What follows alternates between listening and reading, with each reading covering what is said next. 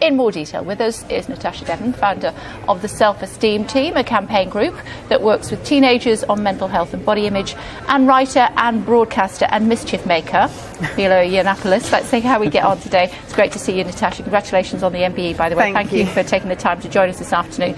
You presumably, I'm sure you welcome the decision. What impact might it have? I think body image, the more I learn about it, the more complicated I realise it is. And things like mannequins and adverts, they're symbols, really, I think, more than anything, of the pressures that women face. But the fact is, women are getting more unhappy. And this sort of slightly irresponsible trend to sort of encourage people to eat whatever they want and do whatever they want is is one of the things that's fueling an obesity crisis. And that's a really serious thing. That's a real thing. That's something that's got health implications. It's got cost implications for the NHS. The problem isn't too many anorexic women. The problem is quite in the opposite direction. There's so much wrong with what you just said. First of all, the message is not eat whatever you want, sit on your sofa and eat lard all day. The message is live a healthy lifestyle and then see how your body ends up. There's quite a wide spectrum within which the human body can exist and be healthy. Human beings come in lots of different shapes and sizes, and that should be reflected in retail, because after all, it's us that's spending our money on those clothes. There's also evidence to show that our thin worshipping culture is actually what's fueling the obesity crisis, that it makes people feel shameful. I don't think that anybody's complaining about having realistic types if they want them in certain places. The problem is when you start sort of bullying retailers into getting rid of aspirational body types, making clothes look worse in the window. I mean, if you look, when a woman goes shopping, for example, she quite often looks at clothes that are a smaller size than she'll actually wear, because she wants to know how that garment's actually going to look. These sorts of aspirational... Not sure that's true, but go on. Well, I love how we're being told what women look for when they go shopping. This is obviously from the sort of mansplaining school of feminism, which of course also hates capitalism, as we heard earlier. And there's always, what I really don't like about this debate is when I said, women are getting more unhappier every decade, I'm not just pulling that out of my behind.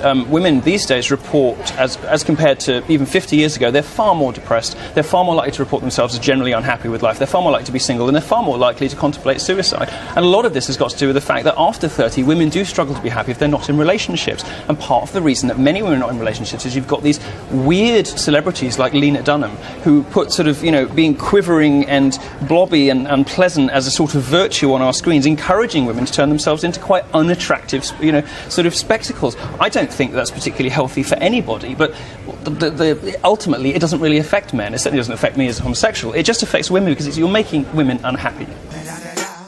It's the one and only Digo Double G. Snoop Dogg. You know I'm mobbing with the D.R.E.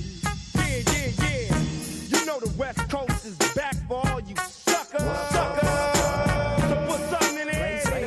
Put it in there. When you sort of do the blind test, when teachers know the gender of the person who's studying, boys get mocked up in the sciences. I'm not talking about that. I'm talking about the stereotype threat, which is when girls identify themselves as being female by writing their own name on the top of the test, they will do worse. It has been shown that they will do worse because they know that they feel that they will probably fail. Better at university. More girls are going. Well, okay, so we have to ask. Girls perform better at university. You have to ask if this is really a problem. More women are going to university. They're getting higher grades at school. They're getting higher grades at university. 20% of all more women graduate. Women in their 30s 20%. earn more than men for the same work in their 30s in the UK and the US now. They are 2 to 1 more likely to get a job with the same qualifications.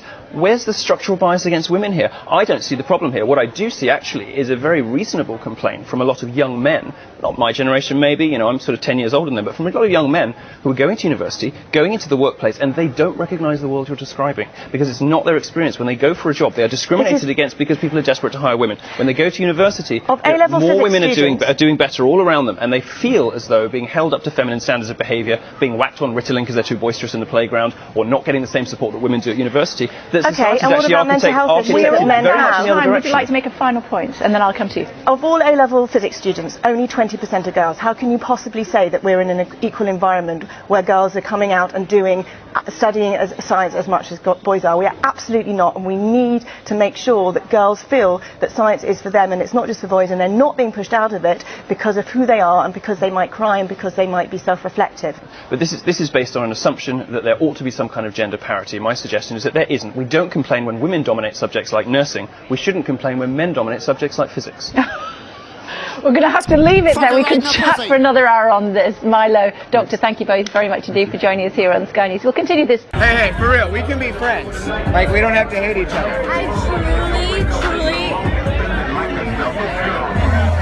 I feel very worried. I don't know if I could be friends with someone who is voting for Donald Trump.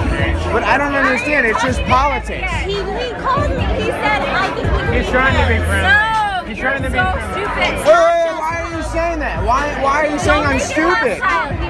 He was being Hey, he's trying to be friends. No. So stupid. Wait, how is that stupid? It's not just politics.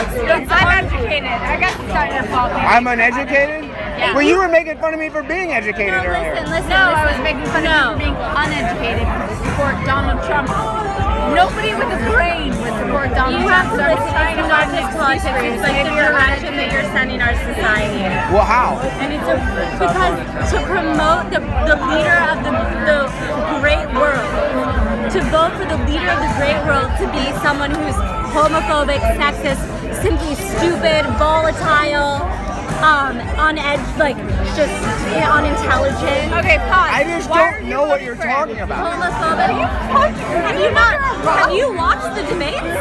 Yes. The guy's fucking insane. He's honestly, I hate this word, but he's fucking retarded. He's a little bit mentally like off. He's like, Wait. Hold on. If he's retarded, how did he make billions of dollars? because he started out with $1 million and he ripped people off. He ripped off. Did you know that? To $1 billion? What? Yes. And the law hasn't done anything? No, he's manipulated the law in a lot of ways. Did you not hear him in the debate say, no, I didn't pay federal taxes because I'm smart. Well, yeah, most billionaires don't pay federal taxes, that's true. That's not true. That's where you gotta go do some research. Truly. Because they're like, Mark Cuban, there's a ton of billionaires. Mark Cuban? There are a ton of billionaires who pay all of their taxes and give their tax returns. They show their tax returns to show that they pay all the taxes that are due to people who are less fortunate than them, people who weren't born into circumstances like them. That's not how taxes work. No, that is how taxes work. No, that's how socialism works. Listen. Think about the roads you drive on every day. Who's going to pay for the roads? They suck. Who would pay for those if there weren't taxes? Do you drive to work? Well, now hold on. Have you looked at the budget? Who would pay for the fucking roads? You're a fucking Wait a second. Hold on. Have you looked at the budget? I can't. Most of, like, 75% of our spending goes to military. Or military. They go for wars. You probably fucking support. No, wait. Donald Trump didn't support the Iraqi war. Well, because I think Washington has become corrupt over the last decades, and Donald Trump is the first non-politician. Because politicians like Hillary Clinton have had pay-for-play programs and let Americans die overseas to create scares of terrorism, okay? Yeah, you're right. Yeah, I am right. And I have done my research, actually. Oh, yeah? Yes, I Because have. you just said that most billionaires don't Do pay you realize, taxes. let me ask you a question, do you realize that the same people that fund ISIS fund Hillary Clinton? You're a dumb piece of fucking shit. No. You can look this up. This is public information, man. This is public information. I'm brainwashed. Let me hear your facts and evidence. Oh my God. Let me hear your facts and evidence. It's laughable. I'm brainwashed with facts and evidence. Let me hear yours. Have you watched this? How is Donald Trump racist? How is Donald Trump racist? Never happened. He wants to build it. It's recorded. He said that. It's fucking For our border. For our border. Oh my God!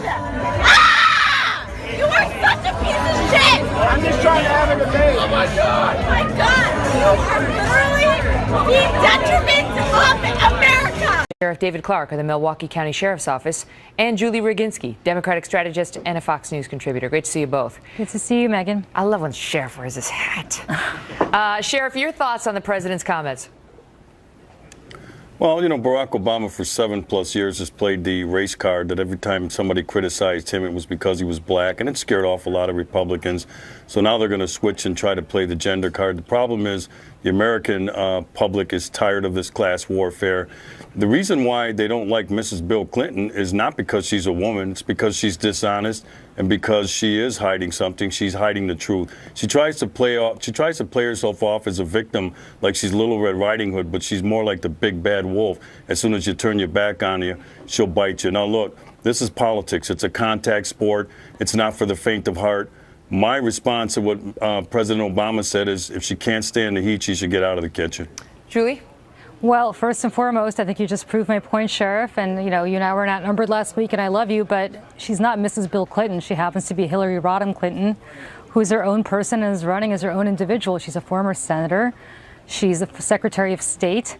She's not Mrs. Bill Clinton, and I think you just encapsulated exactly why a lot of women think that it's she's not not my getting job a fair... to give you her bio. It's not her bio, but it's also not your job to assume that she's just the little woman who's married to She Mr. has run with that name for a long time. Well, she's run for that name because she happens to be married to the former president, but she's certainly not Mrs. Bill Clinton. She should embrace it. Well, no, she shouldn't embrace it. She should embrace the fact that she's a very accomplished lawyer in her own right, a very accomplished woman in her own right. Let me ask you this, Julie. Let me ask you this. Do you think there's something to the notion that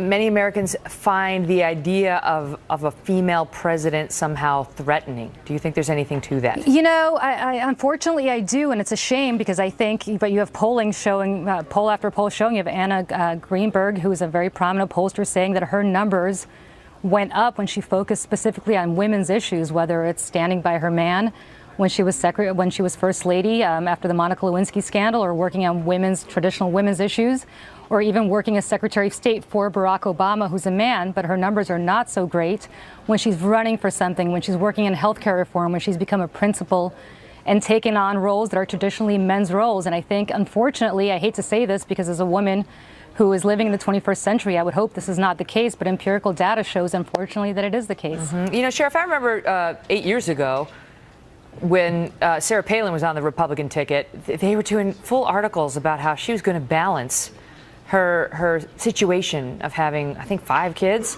and being vice president. It was just like, basically, for lack of a better term, screw you for writing that, right? Because nobody was wondering how Barack Obama was going to balance having 2 kids. Yep. So it's, Megan, it's still there to some extent. you took the words out of my mouth. Go ahead. When you mentioned Sarah Palin, because the way the Democrats treated Sarah Palin was nothing short of shameful. Also, the way they treated Condoleezza Rice when she was the Secretary of State, they did the same thing. So all of a sudden, when it's one of those women who gets close to the White House, then it's okay to trash them. But when it's one of their women, then they try to play the victim card. America's tired of that stuff right now. She should stand on her own 2 feet. Take the heat. Look, this is for the presidency of the United States. Nobody's going to feel sorry for her. Right. Nobody's going to back down. I'm glad Donald Trump's not handling her with kid gloves. Right. Julie, that is true that there was Sarah Palin endured a lot of sexism when she was running, and the women's groups, I mean, the silence was deafening. They were not there for her, you tell me, because she is a Republican.